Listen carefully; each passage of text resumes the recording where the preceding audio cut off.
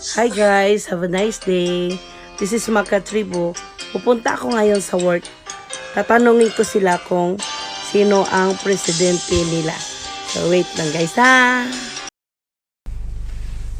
So pupunta tayo sa lugar na marami ang Pilipino para itanong natin kung sino ang kanilang presidente ha. So on the way na kami sa lugar ng Pilipino kung saan maraming Pilipino at tatanungin natin sila kung sino ang presidente nila sa darating na halalan.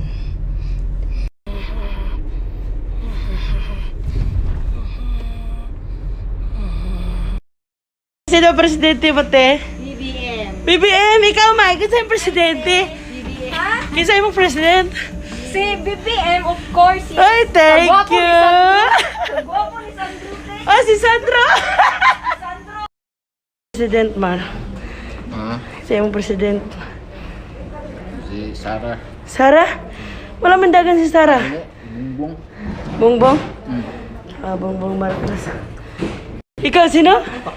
Pacquiao ka, bakit? Parang matapang. Matapang ba si Pacquiao? Takot ng tao. Uy, si Pacquiao, si Leonard. Ya, sino presidente mo ya? Isko. Isko? Ikaw, kasi ang president. Bumbong. Bongbong, ikaw, bagaba. Pacquiao. Pacquiao?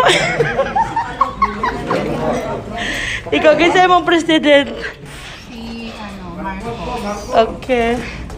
Ikaw, Gang? Boycott. Boycott, ikaw. Bongbong Marcos. Nadi Pacquiao. Si Sandro. Ikaw, te? Sino ba, te? Sino ang president mo? Marcos! Marcos. Ikaw, te? Ganun din, si Marcos. Bakit? Ikaw, te Marlene? Wala yan. Isko? Magiging communist na ako. Ganun pa rin. Same. Sino? Ikaw, dyan mo president? Myself. I nominate myself. Ako si Bongbong. Ikaw, ate? Kasi mayo din si Marcos. Marcos? Marcos na lang. Marapos ka? Unya, nabayari, te. Abi pa lang, nagbutbahin ko dira. Ikaw, BBM. Siyempre, ikaw ya. Marcos. Sa presidente mo, day. Isa presidente mo. Kasi ibutar si Pacquiao. Aquino. Si Leonard.